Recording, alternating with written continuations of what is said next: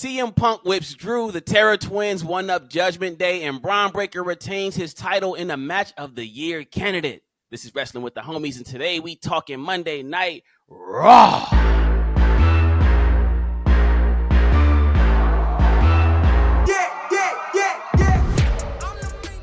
You like that Vince McMahon voice? Raw. Monday Night Raw. This is Raw is War. I miss Vince. I'm sorry, but I do. Whoa. Anyway. Yeah, I said it. Y'all know me. Still same OG. It's your boy Qwan, wrestling with the homies. And of course, I got the coolest man in the world with me, my PFF, J. Cooley. Cooley. What's good, y'all? What's good, man? What's good? What's the deal? Today, bro, we got a special guest on our show. The host of After School Special, Otto Graham. What's good? What's good? How y'all doing? Yeah. What's good with you? Atlanta Falcons, man. Oh yeah, man. We rising up this year, man. I'm excited. We're gonna make the playoffs this year for sure. Oh, you hear these delusions? That's a reach. Delusions of It's not a reach. That's a reach. It's obtainable. The division is trash. We can get the division, bro. This man been on the show for 2 minutes. He already reaching like this is fantastic. So look, for the people out there who don't know this man, he is an AEW stan. He don't like WWE that much. He might not try to admit it on his podcast, but he don't like WWE that much. So this is gonna be an interesting episode. We're gonna see how this dynamic goes. We gonna be on your head, bro. Hey, I'm an OG, man. I respect WWE. I grew up doing WWF. But hey, people be clowning on AEW, and it's not just. I don't like it. I don't like it at all. Hey, when he says people, he means me. The shots. Cooley said, But before we go any further, man, just explain to the people what After School Special is. Okay, so basically After School Special is me and my good friends Jossie and Courtney. Something I birthed out of the lockdown. We'll just be at the house. Like, hey, you want to watch some old music videos?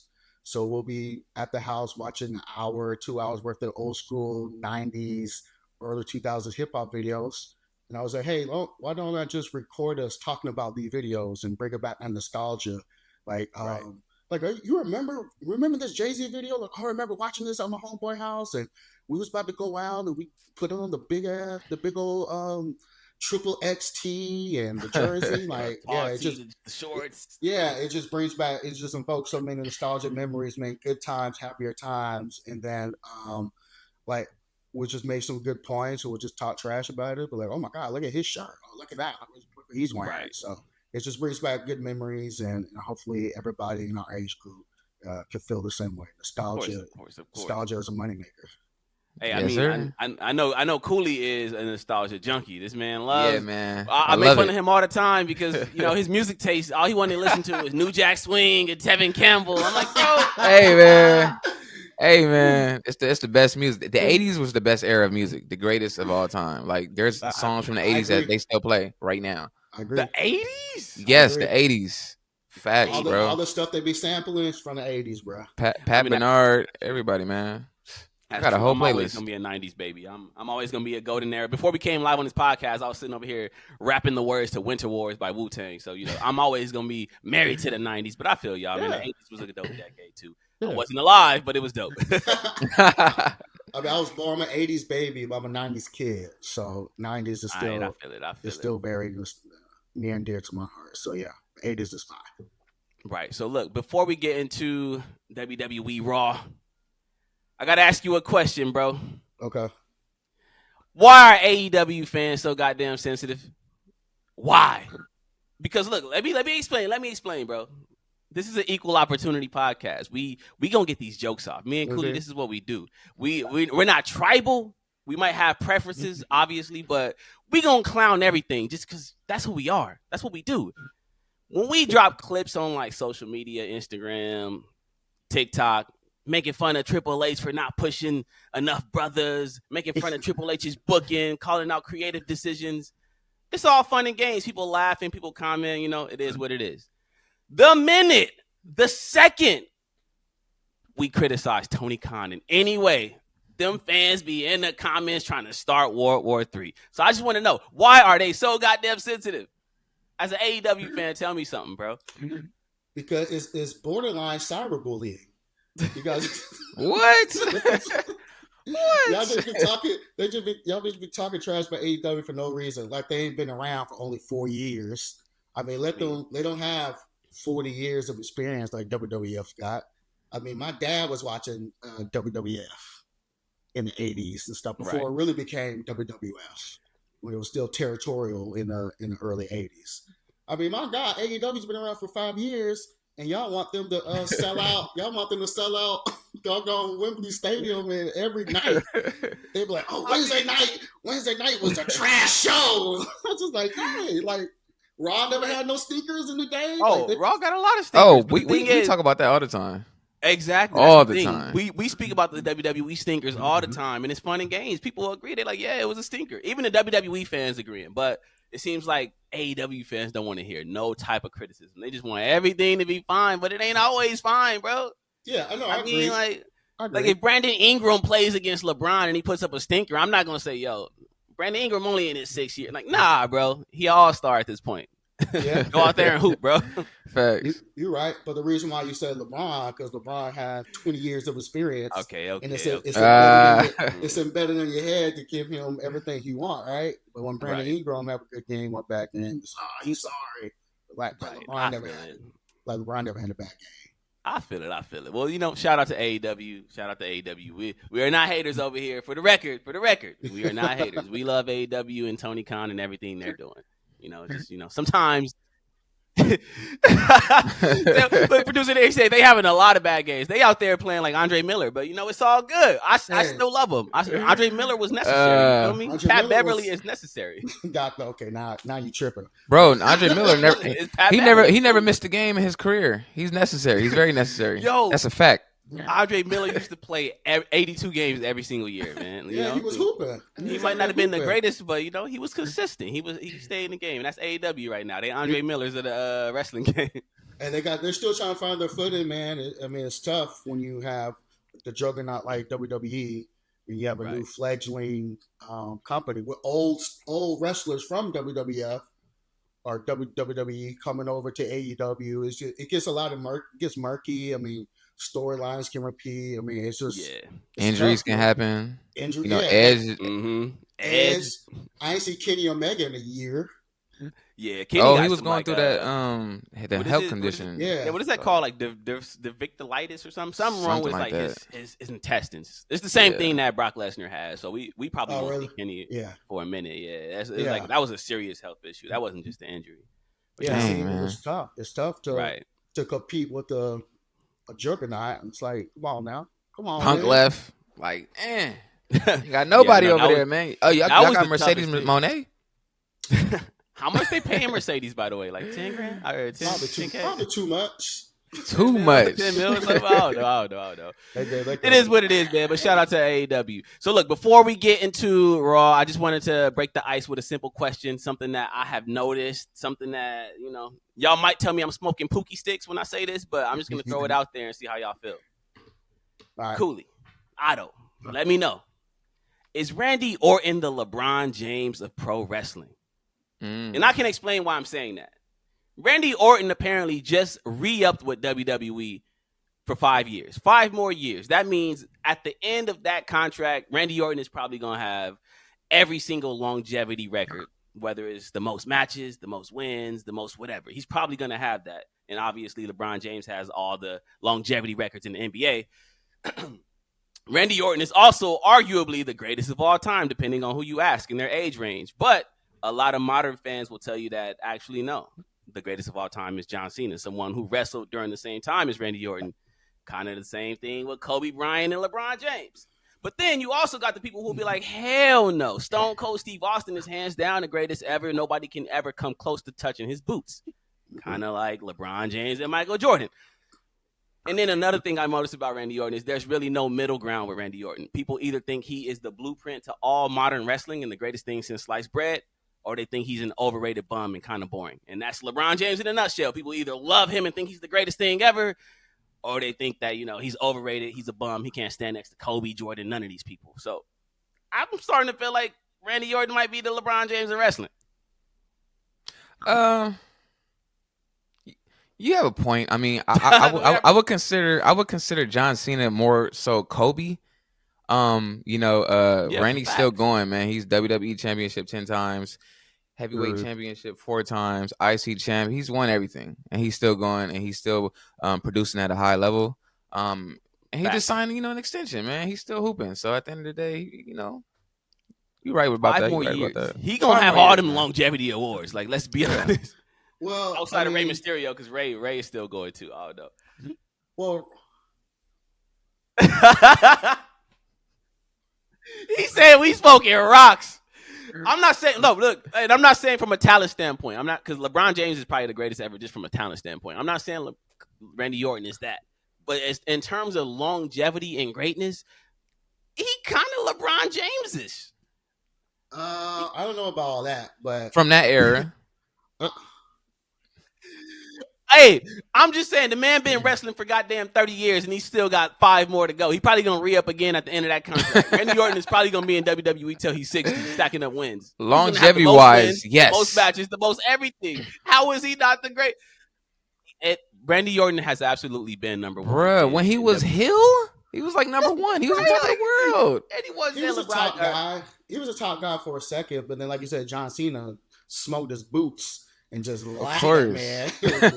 Of course, though. Laugh at man. And that's the same argument people have with LeBron James. They're like, there was no time when LeBron James was the best in the NBA. Because if you look in these years, it was actually Kobe. And then this year, it was Tim Duncan. And then this year, it was Dwayne Wade. Like, I see that argument all the time. So it's kind of the same thing. And this year, it was Steph Curry. So how can LeBron be the greatest ever if he was never the best at any? Like, okay, I see the same thing with LeBron that I see. Know. I never like tuned into wrestling and be like, oh man, I gotta see Randy Orton. and he's dope, but I never was like, oh man, hope Randy Orton shows up. Right. I ain't gonna hold you. I ain't never even tuned in to wrestling. Damn, I hope my boy Randy Orton shows up tonight. But when Stone Cold came out, bro, their mind still. That's Jordan, man. Minds. So who's The Rock then? Oh, The Rock is. If we doing LeBron, Kobe, Jordan. So The Rock is hard to pinpoint him because realistically he wasn't around for a long time. He got in and got out when it was he got out when it was time to go, and he went and did his thing in Hollywood. Obviously became a big star, and now he pops back in and out, but he wasn't really around for the grind the same way Cena and Austin and even Randy Orton were, in my opinion. Because he didn't have to. Yeah, if he wanted to, he could. But he needed to. He needed to, and he left when it mattered, man. Yeah, he did. We were down, bro. Stone Cold retired. Yeah, down, dog. Wrestling was down. But then that was the time that Evolution came around, right? And Triple H started looking himself to do everything, and that the reign of terror. The reign of terror. Mustache. So look, I still got Randy Orton as the LeBron James of pro wrestling. I mean, I can see an argument be made for John Cena, but John Cena is more of a Kobe to me. Cody Rhodes, we'll see where Cody Rhodes lands, because I do think that Cody Rhodes, and it might be unpopular to say, but Cody Rhodes is going to end up being one of the greatest of all time just because he's the first. Cody. I don't know, man. Saying that, man. Don't do so that. The people at home cannot hear what I just heard, but our producer just said Cody Rhodes is Jason Tatum. Now let me tell you why you're wrong, bro. Let me tell you why. He actually played. Yeah, he actually played. Ain't no DMPs next to Cody Rhodes' name, man. Coach's decision. Vince's decision. Hey, Vince would have sat him down for real. No, but look, Cody Rhodes is absolutely going to end up being one of the greatest of all time, just because Cody Rhodes is the first mega babyface we've seen since John Cena, and before that we've seen since Stone Cold Steve Austin. They've been trying to replicate that and create that again for so long, and it's always failed. They tried with Roman Reigns, they tried with anybody, and it just failed. Cody Rhodes is the first person to really be over in a way to where it's like, I don't even know if we can turn him heel at this point, because he sells so much merch. The kids love him. The women love him. It's like, he's kind of white hot, like Hulk Hogan. Within 2 years. Within 2 damn years. Yeah. That's nuts. But why is he so popular? Because, he left and started AEW and came back. You know what? And you got a point. That's facts. That's facts. Yeah. He That's actually has a facts. point. A lot of the reason that we do love Cody Rhodes is because we kind of resonate with his story. Because he was able to leave a place that he felt he was being done wrong, and then come up and create something special, and then come back to that place as a bigger star than he was when he left. And Really? you gotta tip your hat to that. That's an ill thing. So shout out to Cody Rhodes, man. Cody Rhodes is not Jason Tatum. I don't know what our producer talking about in my ear. You wildin', man. You wildin'. Nah, that's disrespectful to Cody Rhodes and his father. Right. If we want to talk about Dusty Jason, Rhodes. WCW. Go to the list. In WCW, baby. I still can't believe it. Justin Rose, if you will. If you will. Anyway, man, that was a fun conversation. But y'all ready to get into some Monday Night Raw?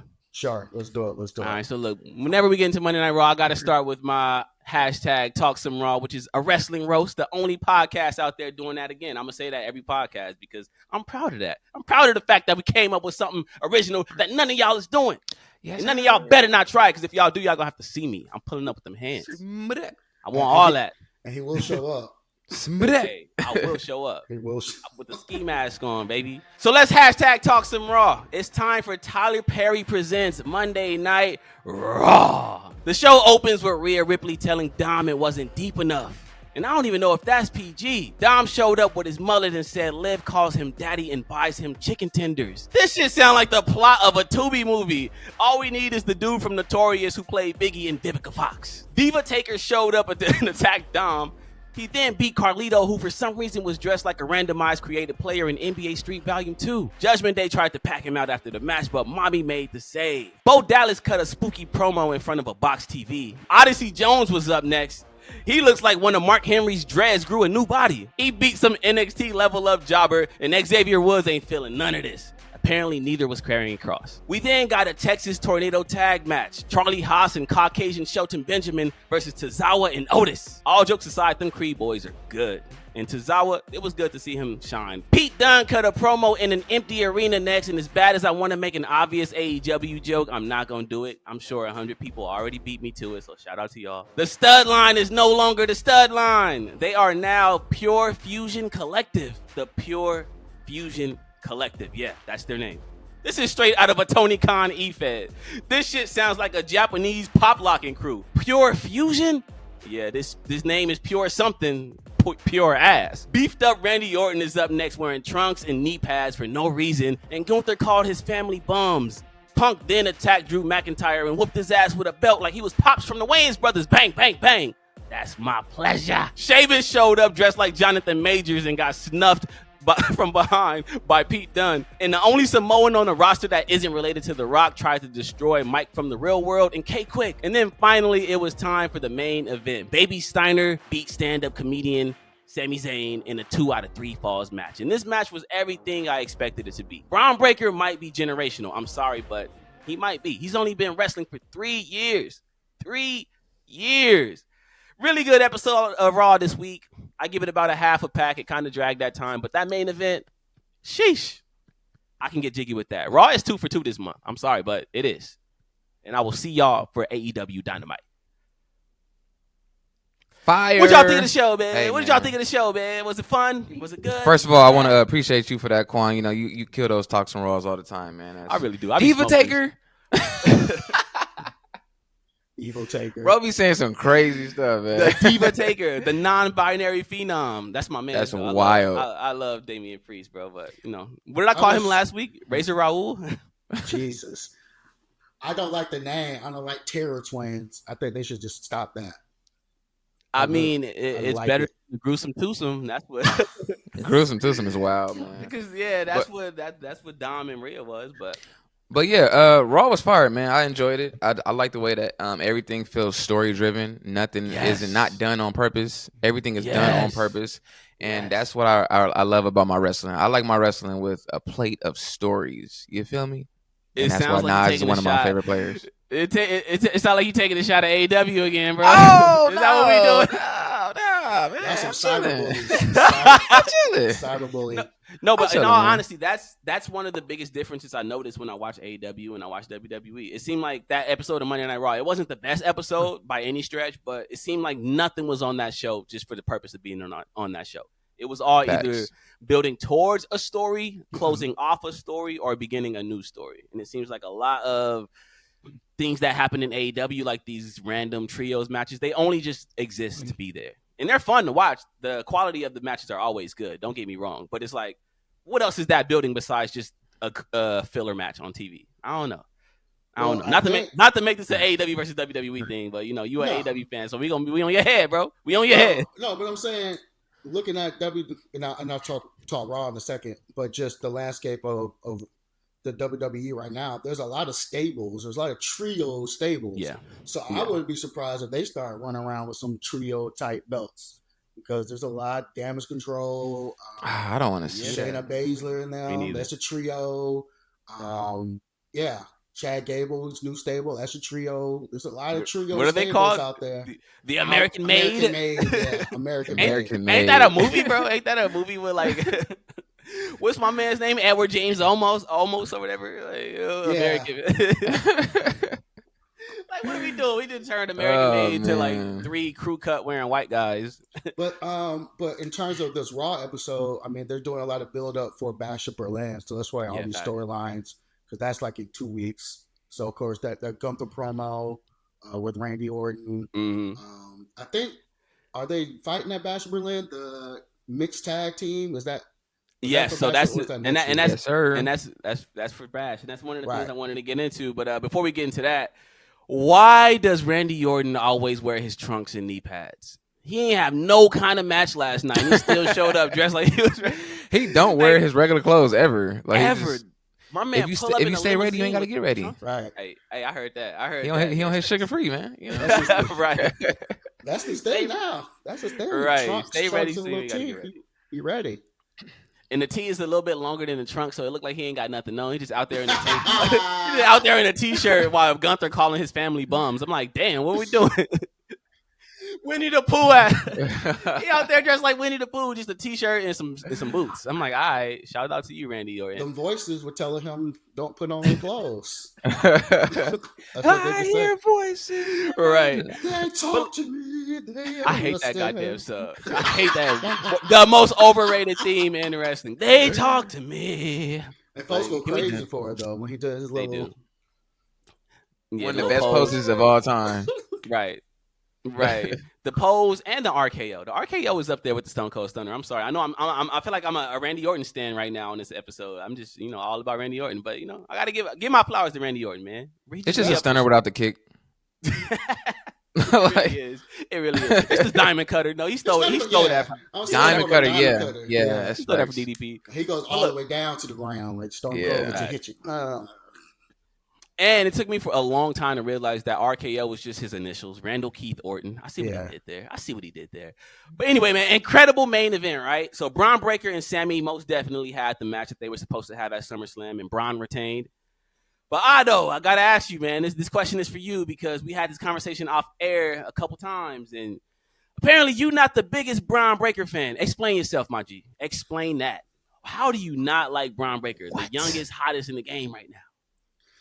They've given him that Goldberg booking, and I don't know if I like that. He's been like squashing folks. He's running around, so like some yeah. Yeah, but I'm just like, oh, okay. I mean, he's talented. He can wrestle. He can do moves, and he can be technical and the stuff that Top Row Hurricanrana. I mean, that job is fine. It's fine. Yeah. He's, like his uncle Scott was doing that in the day.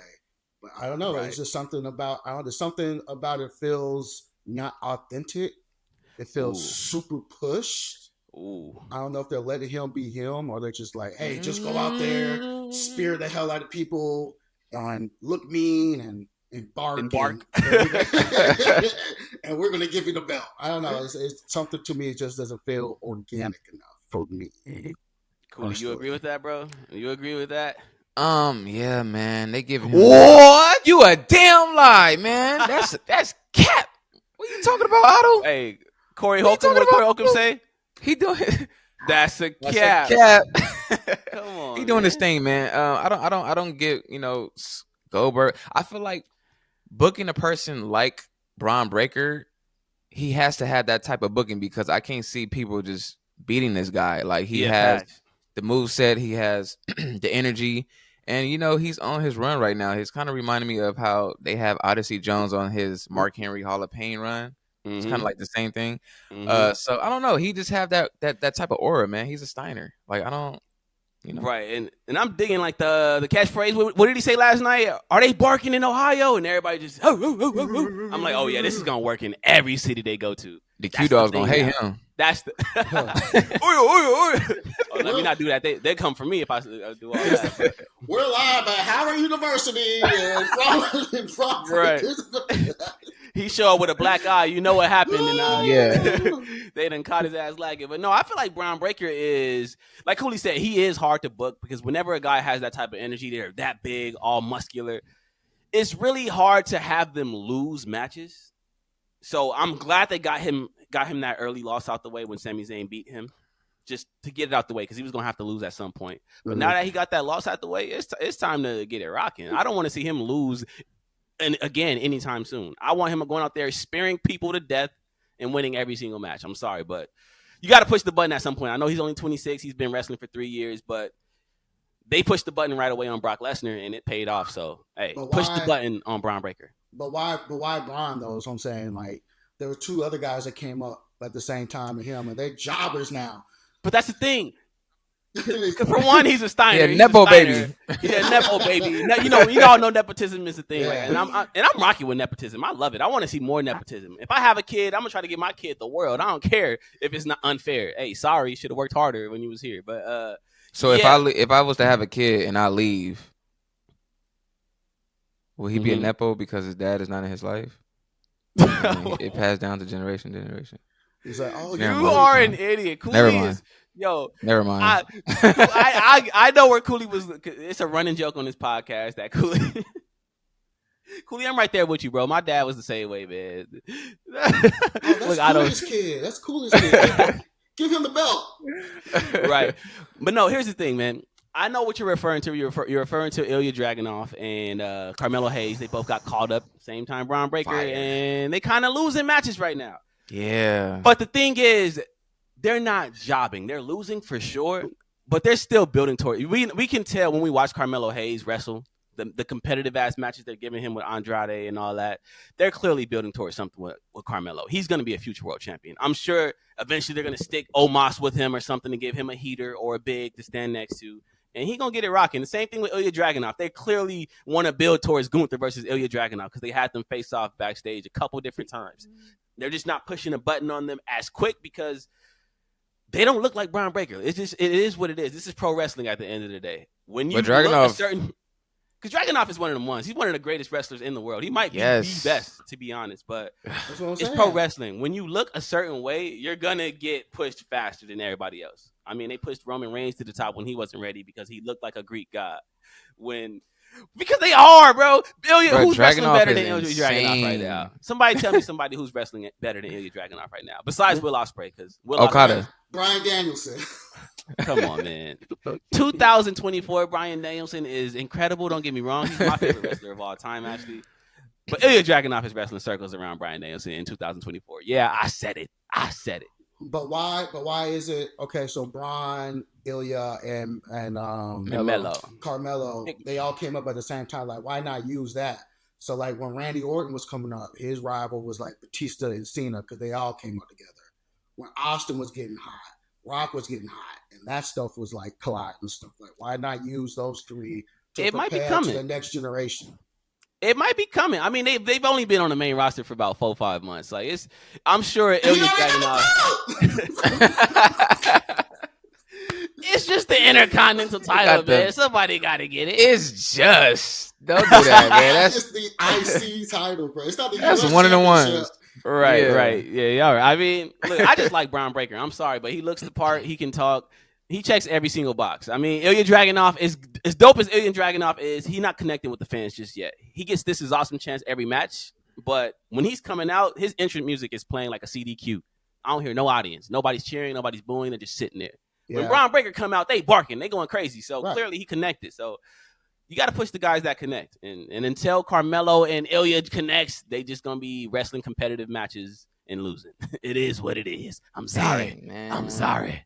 Booking them to lose, man. I really like Dragunov, man. He really dope, man. Right. Oh, and Cooley. something that we were talking about before we came on air. Your theory was right about Jacob Fatu. Apparently, Jacob Fatu is fine. They just don't want him to face off with Roman Reigns, so they're keeping him off TV until the end of August. You was right. I wonder bro. why. You was right. I wonder why. Right. But speaking of injuries, Seth Rollins is actually injured. He's likely to be off TV for a while. Dang. Now, so he never healed up, huh? Right. Now I'm wondering why they even brought him back to even like be a referee if he was just still hurt. That it made no sense. But can you speak towards how ill Bronson Reed is right now, dog? Because last night he tried to destroy our childhood hero K Quick.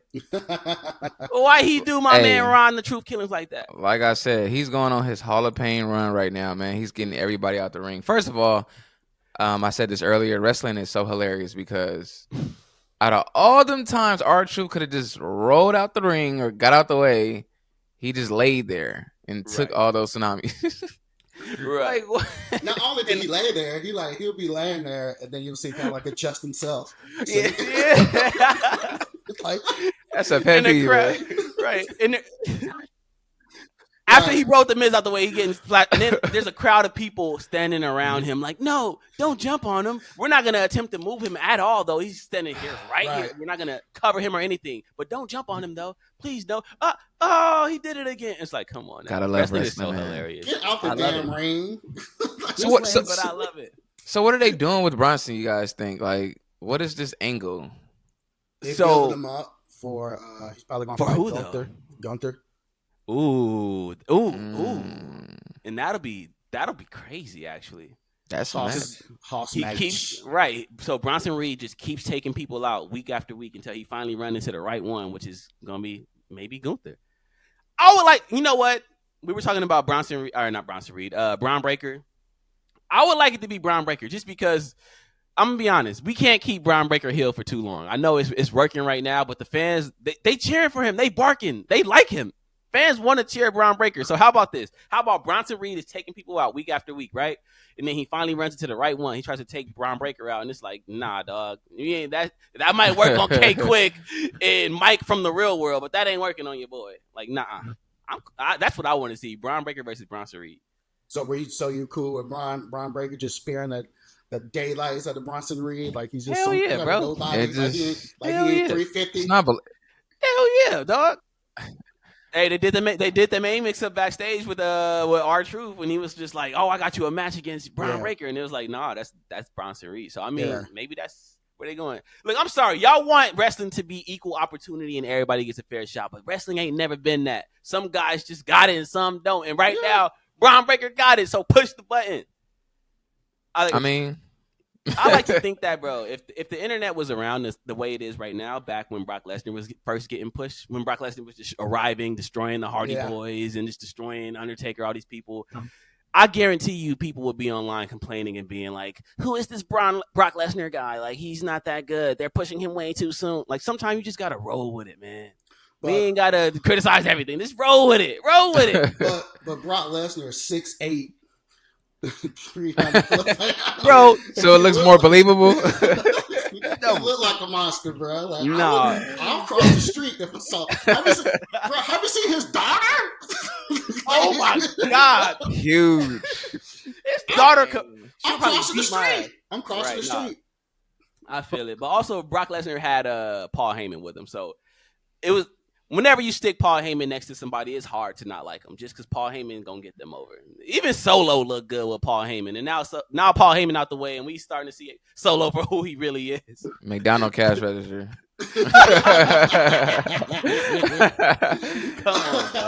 Come on, dog. The tribal chief, the tribal chief taking orders, man.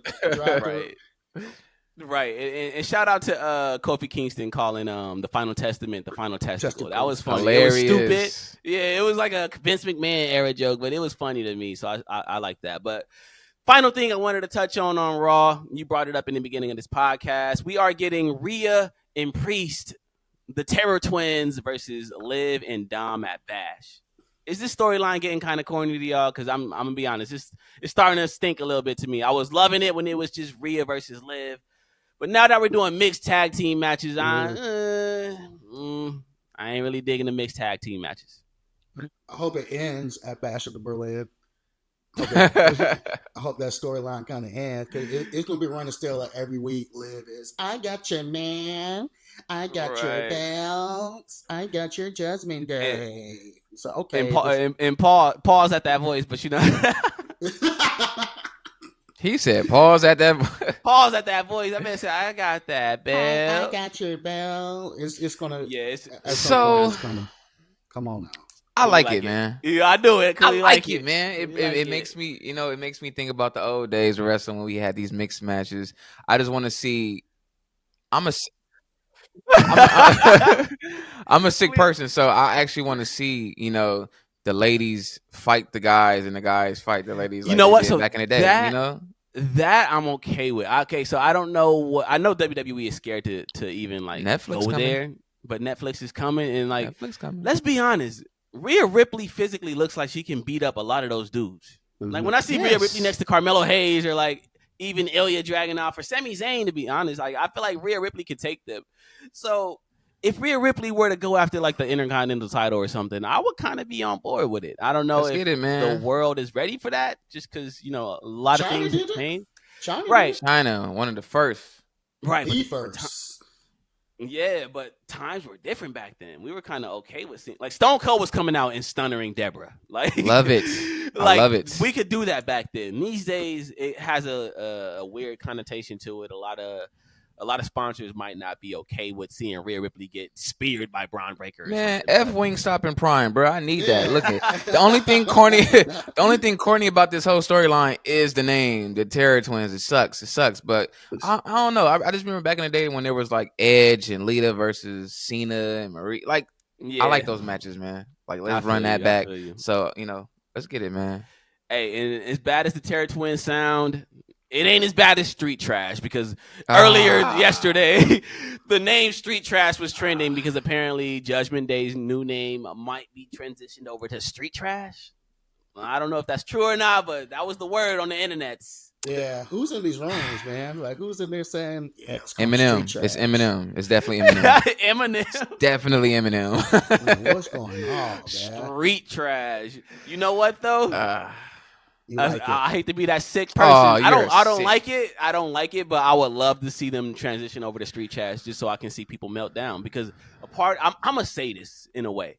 I like seeing people in turmoil. When I see the internet up in arms because something in wrestling didn't go the way they wanted it to, I laugh. It's funny to me. So if people are going to be crying and losing their goddamn minds because the Judgment Day is now called Street Trash, then hey, let's start calling them Street Trash, bro.